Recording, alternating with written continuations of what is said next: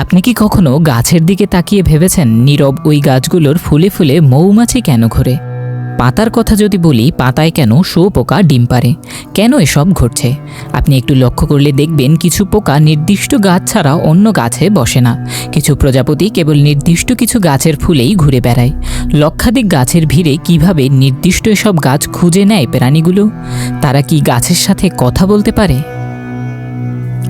যদি বলি গাছেরা আমাদের মতোই একে অপরের সঙ্গে কথা বলে, হ্যাঁ, ঠিকই শুনেছেন। সম্প্রতি গাছের কথা বলার শব্দ রেকর্ড ও ভিডিও ধারণ করেছেন বিজ্ঞানীরা। কেমন হয় যদি আপনি গাছের সেই কথোপকথন শুনতে পারেন? আজকের এই ভিডিওতে আমরা সেই চাঞ্চল্যকর গবেষণা, রেকর্ড করা শব্দ এবং গাছেদের এই আশ্চর্য ক্ষমতা সম্পর্কে বিশদে জানব। গাছেরা একে অপরের সঙ্গে যোগাযোগ করতে পারে। এই প্রথম তাদের আন্তঃউদ্ভিদ যোগাযোগ ক্যামেরায় রেকর্ড করা হয়েছে। শুনতে অবাক লাগলেও সম্প্রতি এমন ঘটনাই আবিষ্কার করেছেন জাপানের বিজ্ঞানীরা। গবেষকরা নিশ্চিত করেছেন যে গাছেরা আঘাত, চাপ বা বিপদের সম্মুখীন হলে তারা শব্দ করতে শুরু করে। এই শব্দ মানুষের শ্রবণ সীমার বাইরে, তবে উন্নত প্রযুক্তি ও এআই এর মাধ্যমে সেই শব্দ শোনা গেছে। এমনকি বিজ্ঞানীরা বলেছেন যে একটি সাধারণ উদ্ভিদ ঘন্টায় একবার শব্দ করে, কিন্তু যখন সেটি আঘাত পায় তখন সেটা 13 থেকে 40 বার চিৎকার করতে থাকে। জাপানের সাইতামা বিশ্ববিদ্যালয়ের আণবিক জীববিজ্ঞানী মাসাতসুন্ডু টয়োটার নেতৃত্বে করা এই গবেষণা বৈজ্ঞানিক জার্নাল নেচার কমিউনিকেশনে প্রকাশিত হয়েছে। ঠিক কী প্রমাণ করেছেন তারা? গবেষণায় দেখা গেছে গাছপালা বায়ুবাহিত যৌগের একটি গন্ধযুক্ত সূক্ষ্ম কুয়াশা নির্গত করে, যার মাধ্যমে তারা একে অপরের কাছে বার্তা পৌঁছে দেয়। এই যৌগসমূহ গাছগুলোকে সম্ভাব্য নিকটবর্তী বিপদ সম্পর্কে সতর্ক করতে একটি সতর্কতা ব্যবস্থা হিসেবে কাজ করে। বিজ্ঞানীরা সফলভাবে ভিডিও ফুটেজ ধারণ করেছেন, যেখানে দেখা গেছে কিভাবে গাছপালা বাতাসের মাধ্যমে সংকেত শনাক্ত করে এবং তার প্রতিক্রিয়া জানায়। অর্থাৎ হুমকির মুখে থাকা নিকটতম গাছ থেকে আসা সতর্কবার্তায় অন্য গাছ কখন, কোথায় এবং কিভাবে সাড়া দেয় তার জটিল গল্প অবশেষেই উন্মোচন হয়েছে। আসলে কিভাবে তারা এই যোগাযোগ করে? গাছেরা পোকামাকড় বা অন্যান্য উপায়ে ক্ষতিগ্রস্ত নিকটবর্তী উদ্ভিদ দ্বারা নির্গত উদ্বায়ী জৈব যৌগ শনাক্ত করে। তারা এইগুলো অনুভব করতে পারে এবং প্রতিক্রিয়া হিসাবে তাদের স্বপ্রতিরক্ষা ব্যবস্থা শুরু করে। ঠিক যেমন আমরা যখন বিপদে পড়ি তখন আমরা আশেপাশের মানুষকে সতর্ক করি, চিৎকার করে বা ফোন করে, ঠিক তেমনি গাছেরা তাদের আশেপাশের অন্য গাছগুলোর জন্য বিপদের সংকেত পাঠায়, যাতে অন্য গাছ নিরাপদ থাকতে পারে। শুধু গাছেরা এটি করে বাতাসে গন্ধ ছড়িয়ে। গবেষকরা একটি পরীক্ষায় দেখেছেন কিভাবে টমেটো এবং সরিষা গাছ সংকেত শনাক্ত করে এবং সাড়া দেয়। দুটি পাত্রে রাখা গাছপালার মধ্যে একটি বায়ু পাম্প সংযোগ স্থাপন করা হয়। ক্ষতিগ্রস্ত গাছ থেকে নির্গত গন্ধযুক্ত সংকেতে দেখা যায় অন্য অক্ষত গাছগুলো দ্রুত প্রতিক্রিয়া জানায়।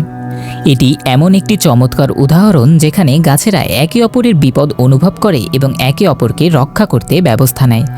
এখন প্রশ্ন হলো, গাছেরা শুধু সংকেত পাঠায় নাকি তারা শব্দও করে? এর উত্তরে চলে আসি ইসরায়েলের গবেষণায়। তেল আবিব বিশ্ববিদ্যালয়ের বিজ্ঞানীরা দেখিয়েছেন গাছেরা আসলে শব্দও করে। তারা ক্লিকের মাধ্যমে কথা বলে। এই শব্দ মানুষের কানে শোনা যায় না, কারণ এর ফ্রিকোয়েন্সি খুব বেশি। গবেষণাটি বৈজ্ঞানিক জার্নাল সেলে প্রকাশিত হয়েছে। গবেষণার সময় বিজ্ঞানীরা গ্রিনহাউসে অনেক টমেটো এবং তামাক গাছ পরীক্ষা করেন। কিছু গাছকে জলশূন্য রাখা হয়েছিল, কিছু গাছের পাতা ছিঁড়ে ফেলা হয়েছিল। এরপর তারা উন্নত প্রযুক্তি ব্যবহার করে গাছের শব্দও রেকর্ড করেন। তারা দেখেন চাপে থাকা গাছগুলো এক ধরনের পপকর্ন ফাটার মতো শব্দ করে। এক একটি গাছ এক এক রকম শব্দ করে, যা এক একটি ভিন্ন ভাষার মতো। এবার ভাবুন, এই গাছেরা তাদের কষ্ট বা বিপদ কিভাবে প্রকাশ করছে। গাছেরা যখন চাপ অনুভব করে তখন তারা এভাবে শব্দ করে। তাদের এই শব্দের মাধ্যমে তারা আরেকটি সংকেত পাঠায় যে কিছু একটা ঠিক নেই, আর তার পরের কাজ হলো সেই সংকেত গ্রহণ করা এবং সেই অনুযায়ী ব্যবস্থা গ্রহণ করা। গবেষকরা এই শব্দগুলো শ্রবণ করার জন্য কৃত্রিম বুদ্ধিমত্তার ব্যবহার করেন। প্রথমবার তারা যখন গাছের শব্দ শোনেন তখন তাদেরও বিশ্বাস হয় না, তবে পুনরায় পরীক্ষার পর তারা নিশ্চিত হন যে শব্দগুলো গাছ থেকেই এসেছে, কোনো পোকামাকড়ের নয়। এখন আপনি কি ভাবছেন, গাছেদের এই শব্দগুলোর কোনো বিশেষ উদ্দেশ্য থাকতে পারে কি? গাছের এই কথোপকথন কি অন্য গাছগুলোর কাছে বিপদের পূর্বাভাস দেয়? এটি কি তাদের নিজস্ব একটি সিগন্যালিং সিস্টেম? আরও চমকপ্রদ বিষয়টি হলো গবেষকরা দেখেছেন যে গাছগুলো জল পাচ্ছিল না তারা তার সংকেত আরও বেশি করে পাঠাচ্ছিল। যখন গাছগুলো ক্ষতিগ্রস্ত হয় তারা আরও বেশি করে শব্দ করে। এর মানে গাছেরা একে অপরের সতর্ক করার জন্য এই শব্দগুলো ব্যবহার করে। তেল আবিব বিশ্ববিদ্যালয়ের গবেষকরা একটি বায়োসেন্সর তৈরি করেছেন যা ক্যালসিয়াম সিগন্যাল শনাক্ত করতে পারে। অক্ষত গাছপালার নিকটবর্তী আহত গাছ থেকে সংকেত পায় এবং প্রতিক্রিয়া জানায়। বিজ্ঞানীরা দেখেছেন এই সংকেতগুলো ক্যালসিয়াম আয়নের মাধ্যমে গাছের মধ্যে তরঙ্গের মতো ছড়িয়ে পড়ে। এখন প্রশ্ন হলো, এই গবেষণা কেন গুরুত্বপূর্ণ? প্রথমত, গাছের ভাষা বুঝতে পারলে আমরা তাদের ভালোভাবে যত্ন নিতে পারবো। দ্বিতীয়ত, এটি আমাদের পরিবেশ রক্ষার জন্য নতুন দিক উন্মোচন করতে পারে। তবে গাছেরা কি শুধুই শব্দ করে? তারা আরও কি কিছু করতে পারে যা আমরা জানি না? গাছেদের এই অদ্ভুত যোগাযোগের রহস্য এখনও উন্মোচিত হচ্ছে। আমরা কেবল মনে করতে পারি যে গাছেরা যেভাবে আমাদের কাছে অস্পষ্ট, ঠিক তেমনি তারা নিজেদের মধ্যে কিভাবে যোগাযোগ করে তা আমরা পুরোপুরি বুঝতে পারিনি। এখানে আরও একটা মজার দিক আছে। গাছেরা কি আমাদের মতোই একে অপরকে সাহায্য করতে পারে? তারা কি একে অপরকে বুঝতে পারে নাকি একে অপরকে চিনতে পারে?